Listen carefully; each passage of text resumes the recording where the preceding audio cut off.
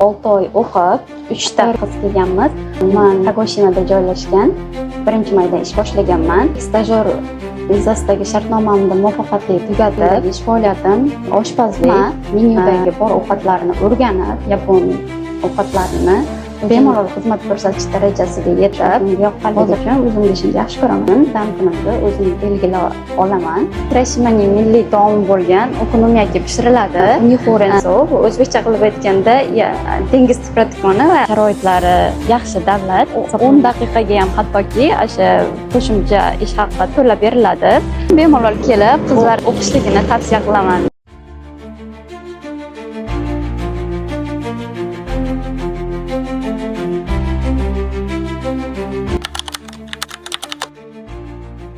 Assalomu alaykum. Ismim Minjonova Mushtari. 1996-yil 12-yanvar Namangan shahri Norin tumanida tug'ilganman. 2025-yil 1-maydan boshlab Hiroshima shahrida joylashgan Bembe restoranida maxsus malaka vizasi ostida ishlab kelmoqdaman. Yaponiyaga kelish tarixim Telegram ilovasi orqali mana shu e'lon ko'rib qolib, u yerdagi e'londa ayollar ham ishlashi mumkin degan joyini ko'rib, qiziqib, o'sha Namangan shahridagi joylashgan Mega xususiy bandlik agentligiga borib, o'zim nomzodimni taqdim qilganman. Keyin u yerda 6 oy o'qib, tayyorgarliklar davomida ancha muddat o'tgan, oradan keyin koronavirus bo'lib, o'rtada yana ham vaqtimiz cho'zilib, 2 yil 1,5 yil o'rtasida Yaponiyaga kelganmiz. 3 ta qiz kelganmiz. Men Kagoshimada joylashgan Marui yarim tayyor muzlatilgan mahsulotlar korxonasida 2022-yil 1-mayda ish boshlaganman. 3 yillik stajyor vizasidagi shartnomamni muvaffaqiyatli tugatib, u ishimni o'zgartirishga qaror qilib, Tokigino imtihonida 2 ta yo'nalish bo'yicha imtihonga topshirib, oziq-ovqat va restoran sohasi bo'yicha ikkalasiga ham topshirib, ikkalasida ham bir varakaga o'tib, keyin shu ishimni o'zgartirdim.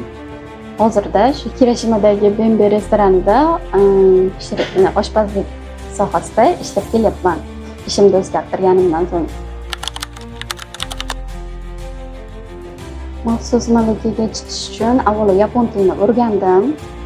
Boshida rosa ham qiynalganligim uchun, masalan, baribir boshqa shaharga kelganda o'zim qiyinchiligi, yangi ishxonada ish boshlashda ham o'ziga yarasha qiyinchilik bo'lganligi uchun, ham boshqa davlat, boshqa til bo'lganligi uchun, shu tilni o'zimni yana ham rivojlantirish uchun yaxshilab boshida tilni o'rgandim.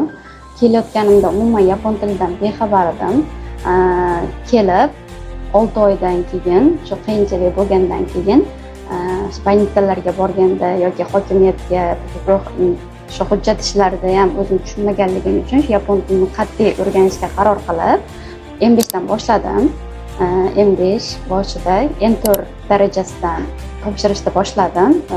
N4da muvaffaqiyatli imtihondan o'tib, N3 6 oyda tayyorlanib, N3 ham olib, Tokigino vizaga o'rtada yana 1,5 yil bo'lganda ertaroq olganman, chunki Tokigino vizani 1,5 yilda olib, ikkala imtihondan ham o'tib, N2 darajaga topshirib, N2 daraja birinchisida 3-4 ball yetmay qolganligi uchun shunday o'tolmay qolganman, lekin harakatda davom etib, N2 darajani ham Hiroshima kelganda topshirib, yaxshi ball bilan muvaffaqiyatli imtihondan o'tdim.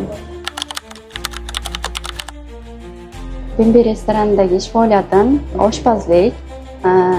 Hozirda kelganimga 5 oy bo'ldi, lekin bu shu hamma menyudagi bor ovqatlarni o'rganib, yapon ovqatlarini o'zimda bo'lgan o'zi ovqat pishirishni yaxshi ko'rganligim uchun, qiziqishim bo'lganligi uchun hamma narsani tez o'rganib, hozirda shu bir varakaga keladigan shu ko'pchilik bu yer markaz bo'lganligi uchun ko'proq xorijlik mehmonlar ham juda ham ko'p kelishadi bu yerga. Shuni bemalol xizmat ko'rsatish darajasiga yetib, hozirda bemalol o'zim pishirish, o'sha butun yapon ovqatlarini, shu yerga menyuga kiritilgan ovqatlarni pishira oladigan bo'ldim. BNB restoranida haftada 5 kun ishlayman, 2 kun dam. Undan tashqari ertalab soat 10 da boshlanib, soat o'sha 3 da tugaydi. Keyin orada 2 soatlik tanaffusimiz bor, yana 5 dan ish davom etadi. Shu bilan soat kechki 10 da tugaydi ishimiz. Ishim juda ham og'ir emas, chunki o'zimga yoqqanligi uchun, pishirish o'zimga yoqqanligi uchun o'zimni ishimni yaxshi ko'raman.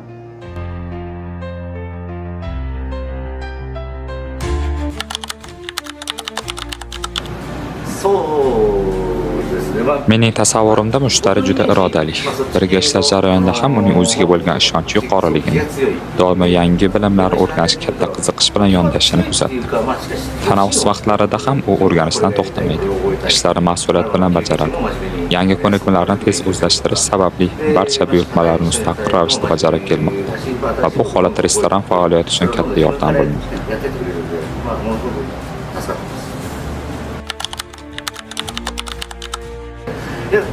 Mushtariyning bu jihati uning xarakteri bilan bog'liqmi yoki yo'qligini aniq aytish qiyin. Rivojlantirish lozim bo'lgan tomonlardan biri sifatida shuni aytish mumkinki, u ish jarayonida juda qat'iyat bilan faoliyat olib boradi. Bu albatta ijobiy holat. Biroq ishni yanada xursand va ijobiy kayfiyatda bajarsa, uning ishga bo'lgan qiziqishi va samaradorligi yanada ortadi deb hisoblayman. Ish joyim shu.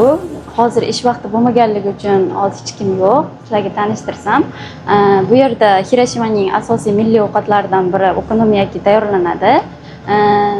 Yana bundan tashqari kechki menyularda unihoren deganda dengiz tipratkani bilan o'sha o'zimizda o'zbekcha aytganda ismaloqni qovurib, bezayib berib tortiladi. Juda ham yaponlar sevimli, ayniqsa Hiroshimada juda ham mashhur bo'lgan ovqat. Ertalabki menyuda faqatgina okonomiyaki kiritilgan bo'lsa, kechki menyuda turli xil taomlar ham o'z ichiga olgan bu restoran. Masalan, mana sizlarga ko'rsatadigan bo'lsam, kechki menyumizda kakibata, ya'ni kaki fry, yana ham milliy taomlari bo'lgan, ashi kechqurunda tortiladigan unihoren sov, o'zbekcha qilib aytganda dengiz tipratkoni va ismaloq qo'shib qovurilgan mazali, yaxshi narsa. Bu ham yaxshi taom. Bu bo'lsa chig'anoqdan tayyorlanadi. Ko'proq bu yapon xalqi shu dengiz mahsulotlarini tanovul qilgani uchun asosiy menyumizga faqatgina dengiz mahsulotlaridan iborat narsalar kiritilgan, lekin asosiy ovqatimiz okonomiyaki tayyorlaymiz. Shu Hiroshimada kelganki o'sha chet ellik mehmonlar ham faqatgina shu okonomiyakidan tatib ko'rib, juda ham xursand bo'lib qaytishadi. Albatta tavsiya qilaman. Yaponiya davlati juda ham tinch, ayollar uchun ham juda ham sharoitlari yaxshi davlat hisoblanadi. Mana kelganimga o'zimda sinab ko'rganman. Mana kelganimga 3,5 yildan oshayotgan bo'lsa, biror marta kelishmovchiliklar ishxonamda ham yoki ko'chalarda ham, hatto uy yashash joyimda ham o'zim yashayman hozirda. Hech qanaqa bir noqulaylik yoki bir huquqbuzarlik deydimi, unaqa narsalar hech ham bo'lmagan. Ishimda ham qo'shimcha ishda agar ish vaqtimdan oshib ketadigan bo'lsa ishim, hamma 10 daqiqaga ham hattoki o'sha qo'shimcha ish haqi to'lab beriladi. Sug'urtalar deyarli hammasi qoplangan. Nafaqaga to'laymiz, lekin qachondir bu ham qaytarib olish imkoniyati bor. Shuning uchun bemalol kelib, qizlar ham yaxshi o'qishligini tavsiya qilaman. Yaponiyaga keladigan talabalarga yoki ishlamoqchi bo'lgan ishchilarga tavsiyam birinchi o'rinda yapon tilini o'rganib kelmasa, bu yerda qiyinchiligi bor o'ziga yarasha. O'qishda ham, ishda ham, baribir yangi muhitga kirganda hammada qiyinchilik bo'ladi. Shuning uchun shu qiyinchiliklarni tez va yaxshi yengib o'tish uchun avvalo shu yapon tilini hech bo'lmasa N4 darajagacha o'rganib kelib, bu yerda mustahkamlab ketishligini tavsiya qilgan bo'lardim. Ishini o'zgartirmoqchi bo'lgan stajyor vizadagilarga yaxshi o'qib, doktorlik topshirib, yaxshi o'qisa, unaqa haligi o'tolmaydigan darajasi yo'q. O'qisa baribir tushunib, haligi nima o'ta oladigan darajasi menimcha 50% dan oshiq deb o'ylayman. Unaqa qiyin emas. Shunga topshirib, vizalarni ham o'zgartirishligini, ishlashligini tavsiya qilaman.